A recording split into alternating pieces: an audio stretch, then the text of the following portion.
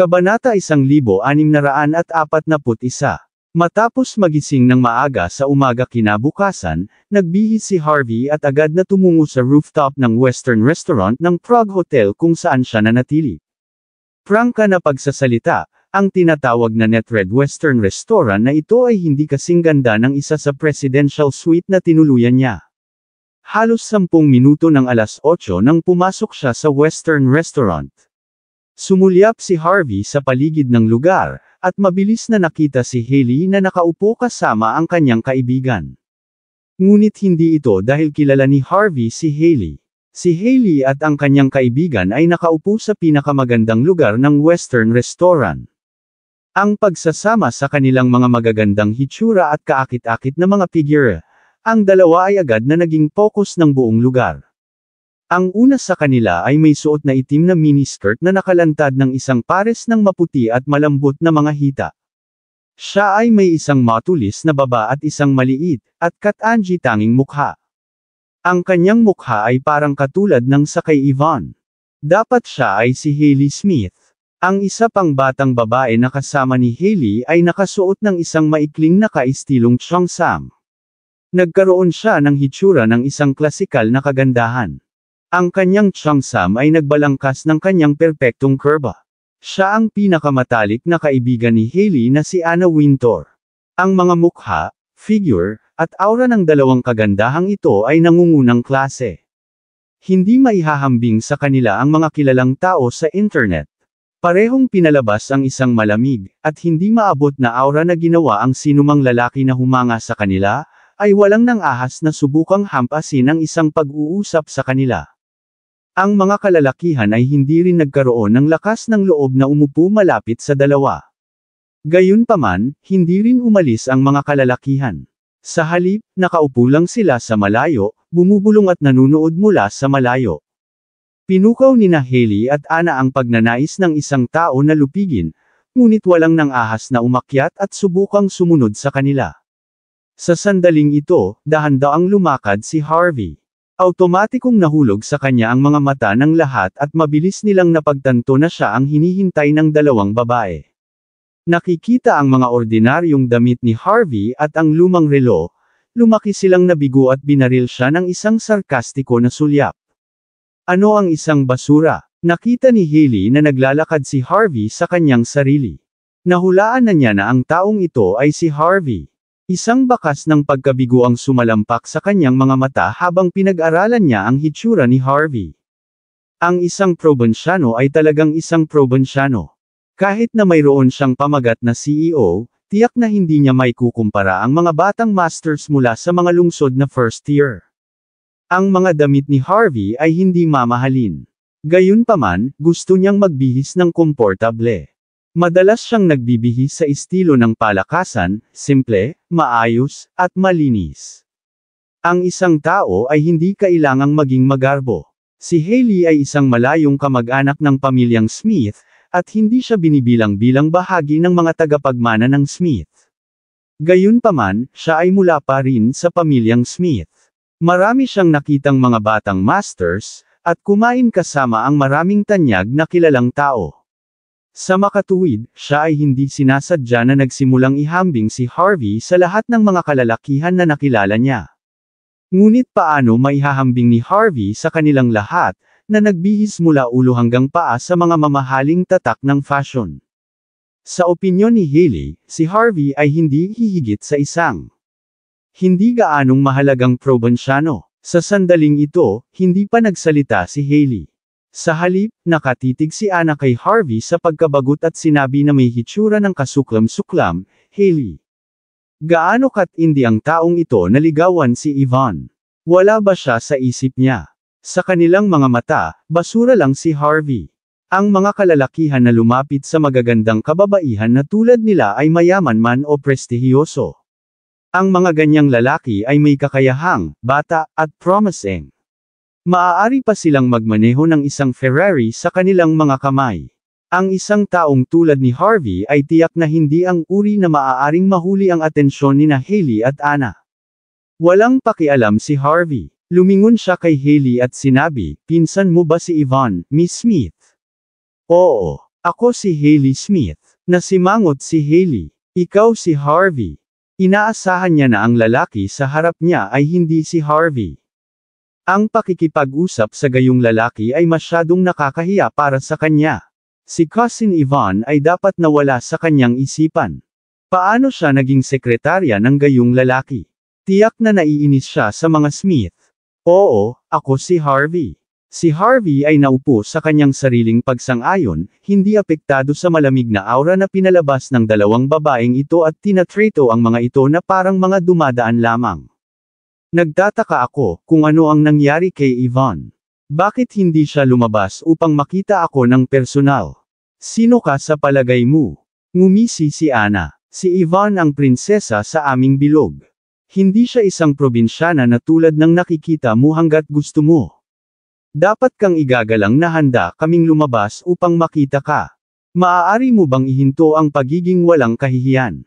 Mas mahalaga, walang nagtanong sa iyo na pumunta rito. Ano ang isang probinsyanong tulad mo ang ginagawa dito sa Mordo? Ang lugar na ito ay isang lungsod na first tier. Iba ito sa lugar ng backwater na pinagmulan mo. Tiyak na hindi ko maintindihan kung bakit si Sister Yvonne ang magiging sekretarya mo. Sinusubukan ba niya ang tinatawag na makakaranas ng buhay ng mahirap? Pagkatapos lamang, isang waiter ang dumaan at nagsilbi ng tsaa sa dalawang kababaihan. Nagdala rin siya ng ilang magagandang merienda tulad ng karne ng lobster, caviar, French foie gras, at iba pa. Ang presyo ng naturang package sa Mordo ay nagkakahalaga ng $1,500. Nang makita si Harvey na nakaupo kasama ang mga kababaihan, magalang na tinanong ng waiter kung nais din ni Harvey ang isang package.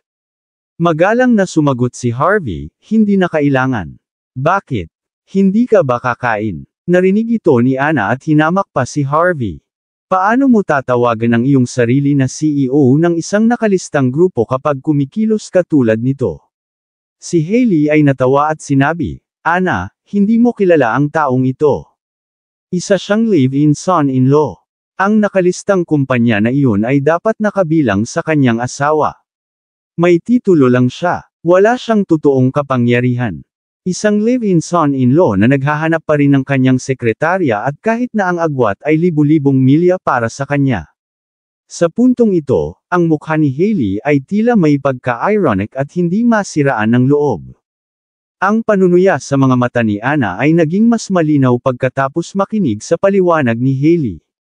Nakita ko, hindi sa hindi mo kayang mag-agahan. Kahit na mayroon kang pera, hindi ka maglakas loob na gastusin ito, tama. Kailangan mo ng pahintulot ng iyong asawa na gumastos kahit isang sentimos.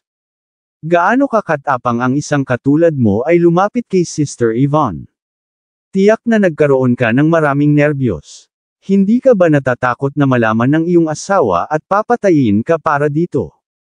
Wala akong makitang maganda na makikipag-usap sa iyo. Hindi man lang nakataas si Harvey. Bukod, hindi ako interesado sa agahan dito. Narinig ko na ang mga dumplings sa Chengwang Temple ay mabuti. Hiniling ko na may magpadala sa kanila rito. Mga dumplings mula sa Chengwang Temple. Sina Hailey at Anna ay parehong natigilan. Siyempre, alam nila ang tungkol sa mga dumplings mula sa Chengwang Temple. Iyon ang tunay na net red breakfast. Ang ninuno ng Panginoon na gumawa ng mga dumplings ay isang imperial na lutuin sa palasyo ng imperial. Kinuha niya ang lihim na recipe ng mga dumplings mula sa palasyo. Dahil mahirap hanapin ang mga raw materials, maaari lamang siyang gumawa ng 10 kahon ng mga dumplings araw-araw. Ang mga dumplings mismo ay hindi mahal, ngunit ang mga taong nais bumili ng mga ito ay kailangang gumawa ng appointment ng hindi bababa sa 2 hanggang 3 taon bago sila mapunta sa pila, ngunit ang probinsyano na ito ay talagang sinabi na mayroon siyang isang taong pinadala dito ang mga dumplings. Ano ang isang biro? Ngumisi si Anna. Kung wala kang pera, aminin mo lang. Tumigil sa pagiging matigas ang ulo. Huwag sabihin sa akin na inutusan mo ang isang takeaway ng halos ilang dolyar at sabihin na ang mga dumplings mula sa Chengwang Temple. Nakain na namin ang mga dumplings sa isang salo-salo dati. Maaari mong linlangin ang mga taong hindi nakakaalam ng mga kalakal. Ano ang punto ng pag-arte sa harap namin? Binaril ni Anna si Harvey ng isang mapanunuya na sulyap. Ang taong ito ay hindi lamang isang live-in na manugang, kundi pati na rin isang ignorante na probinsyano. Wala siyang kasanayan anupaman, ngunit nagkunwari pa rin siyang mas mahusay kaysa sa iba. Ano ang iniisip niya? Si Hailey ay mukhang hindi rin nasisiyahan. Hindi siya maabala upang makausap si Harvey. Nakaupo lang sa tapat ni Harvey ay nakakahiya na ng sapat. Si Harvey, sa kabilang banda, ay nakatitig sa dalawang wannabes at kanilang sopistikadong kilos, at walang nais kundi ang sampulin sila sa mukha. Nang isipin niya si Yvonne, pinigilan niya ang kanyang pagkabagot at nanatiling buo. Pumunta tayo sa negosyo. Kumusta si Yvonne ngayon? Pinaghihigpitan ba ang kanyang kalayaan? Mabuti kung hindi niya ako makita. Hindi ba niya ako tatawagan ng personal? Sumandal si Hailey at sinabi ng walang pag-iingat, maayos ang sitwasyon ni Cousin. Ngunit ang isang taong katulad mo ay walang karapatang makipag-ugnay sa kanya. Gayun din, huwag subukang hanapin siya muli. Ang pagpunta sa kanya ng casual at nais na bisitahin ang Smiths na walang kahihiyan ay hindi magiging mabuti para sa iyo. Natural na makikita kanya at ipaliwanag ang lahat sa iyo pagkatapos niyang malutas ang kanyang mga bagay. Pinahigpit ni Harvey ang kanyang mga mata at dahan daw ang sinabi, ang tanong ko, kung ano ang nangyari sa kanya. Okay lang siya. Mabuti siya. Walang imik si Hailey. Hindi ka ba masyadong matanong? Dumating ako upang makita ka ngayon para sa aking pinsan. Narito ako upang sabihin sa iyo na siya ay mabuti, kaya itigil ang pag-aalala ng hindi kailangan. Mas mahusay kang bumalik sa Buckwood kaagad.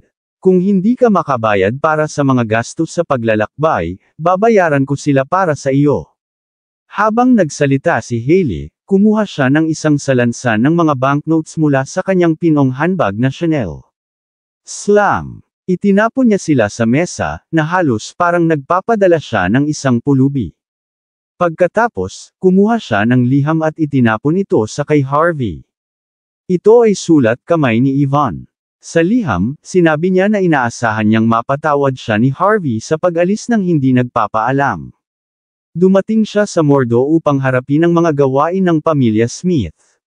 Sinabi niya kay Harvey na huwag mag-alala, at bumalik sa Buckwood ng mabilis. Kapag nalutas ang lahat, babalik siya sa Buckwood. Nabasa mo ito ng malinaw, tama. Alam mong dapat kang lumabas ngayon. Si Harvey ay nanatiling walang malasakit. Sa katunayan, nakikita niya ang liham na isinulat sa sulat kamay ni Yvonne. Gayunpaman, sino ang maaaring magsabi ng sigurado kung kailan ito isinulat? Sa ilalim ng kung anong mga pangyayari ito ay isinulat. Ito talaga ang sulat kamay niya. Ngunit ang isang liham ay hindi nagpaliwanag ng marami. Tumingin si Harvey kay Hailey. Wala akong pakialam sa nangyari sa pamilyang Smith. Isang tanong na lang ako. Ano ang nangyari kay Yvonne? Ano man ang kanyang mga problema, tutulungan ko siyang malutas ito. Malakas na nanligaw si Anna nang marinig niya ang kanyang mga sinabi. Hindi pa niya nakatagpo ang isang tao na mapagpanggap na ito. Salamat, ngunit hindi na kailangan. Ngumiti si Hailey at tumango. Ang kanyang puso ay puno ng pagkasuklam kay Harvey. Ang pamilyang Smith ay isa sa nangungunang 10 pamilya. Alam niya ang maraming mga batang masters, ngunit walang makalulutas sa mga problema na kinakaharap ngayon ni Yvonne. At gayon paman, sinabi ng probinsyano na ito na gagawin niya.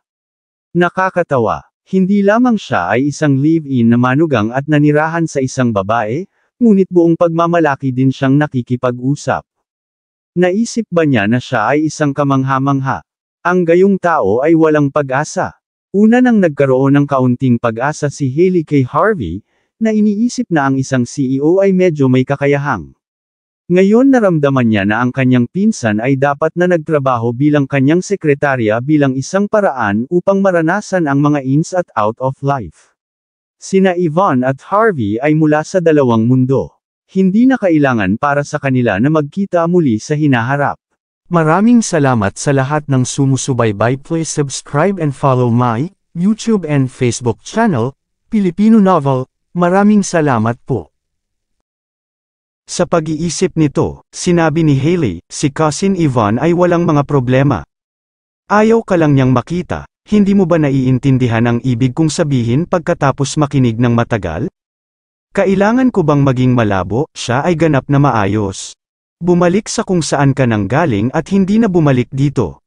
Pagkatapos ang lahat ay magiging mas mahusay, kunin ang pera at umalis. Kung hindi ito sapat, bibigyan kita ng higit pa. Si Hailey ay may taimtim na ekspresyon sa kanyang mukha. Ngunit ang panunuya sa pagitan ng mga salita ay nanatiling hindi natapos. Malamig ang mga mata ni Harvey, sinabi niya ng walang pag-iingat, huwag mo na sa akin itong ulitin. Alinman mong sabihin sa akin ang nangyari kay Yvonne at kung anong mga problema niya. O pupunta ako sa pamilyang Smith upang malaman sa aking sarili. Ikaw, nang makita na pinanatili pa rin ni Harvey ang saloobin na ito matapos na matagal na nilang pag-uusap, lumaki si Hailey kaya't nagalit siya at nawala ang kanyang gana.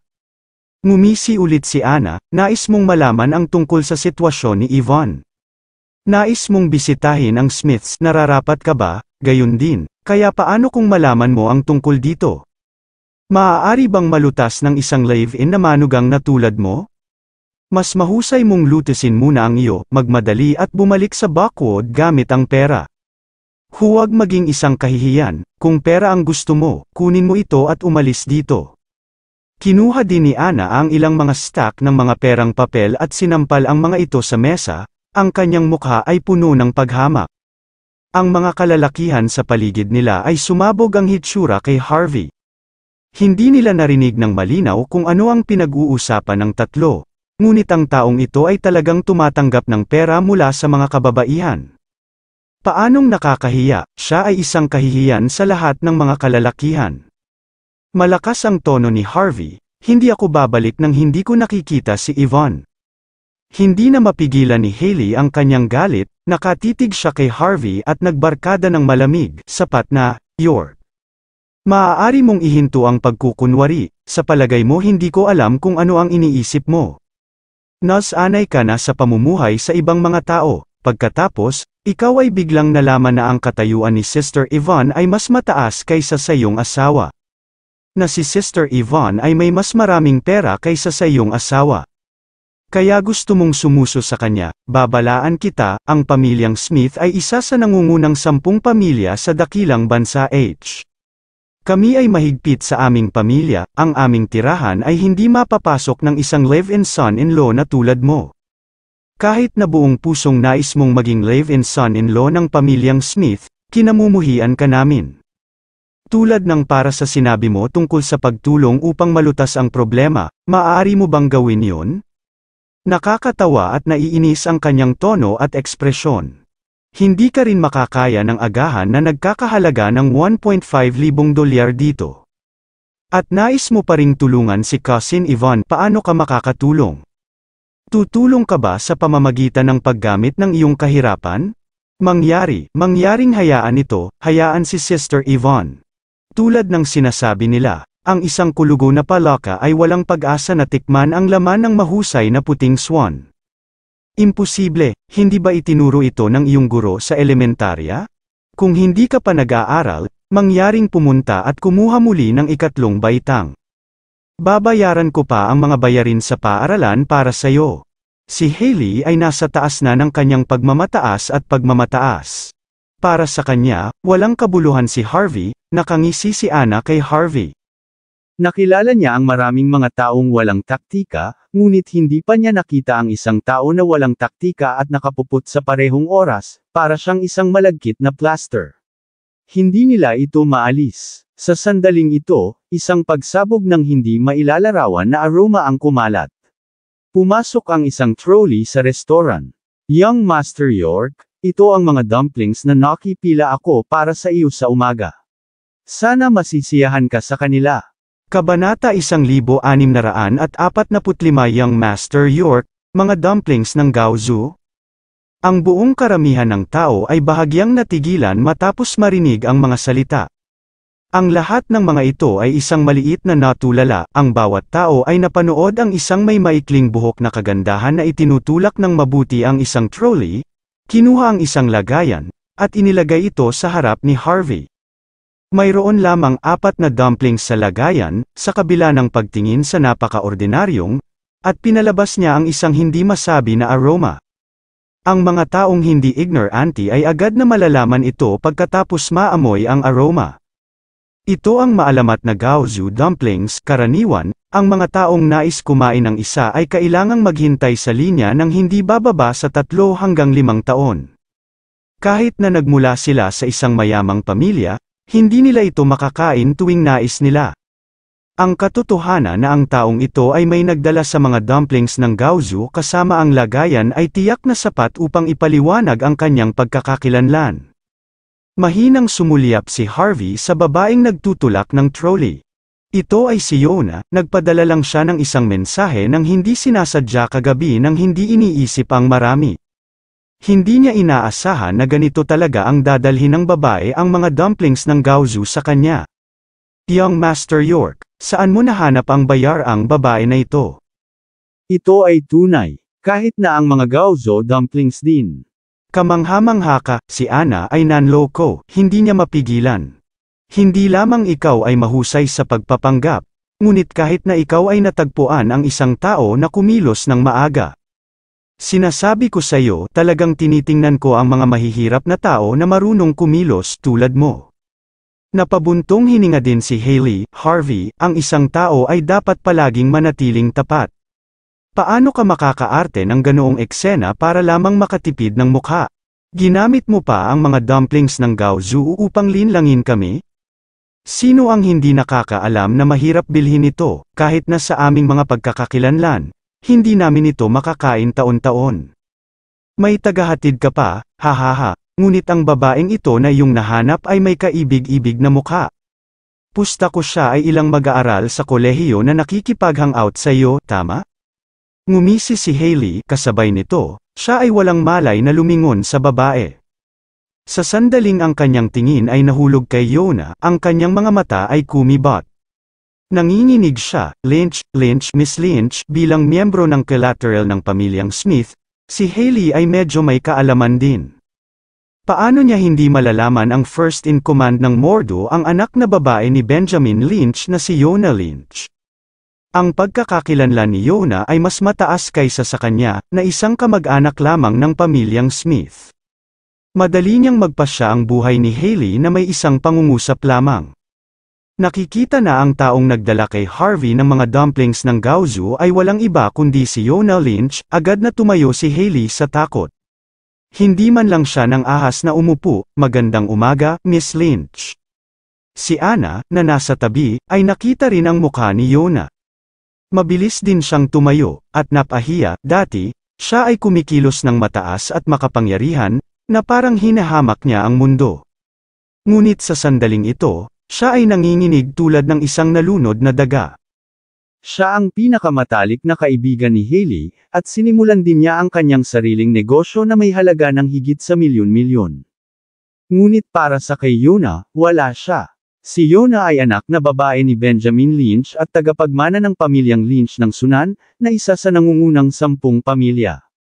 Tulad ng walang mga anak na biological si Benjamin, malamang na magmana si Yona sa Lynch sa hinaharap. Wala ring karapatang magdala ng sapatos para sa isang taong may napakalakas na pagkakakilanlan. Ano, Miss Lynch, maraming mga customer sa restoran ang nakilala rin si Yona. Agad silang napasinghap, hindi inaasahan na talagang lumitaw dito si Yona. Hindi sa banggitin ang pagdadala ng mga dumplings ng Gaozu, ang pagdala ng ibang tao ay maaaring pekeng. Ngunit ang dinala ni Yona ay tiyak na totoo. Hindi siya gagawa ng pabor sa sinuman maliban kay Benjamin Lynch. Karaniwan, tanging si Benjamin lamang ang maaaring masiyahan sa naturang paggamot. Bakit masisiyahan ito sa probinsyano na ito?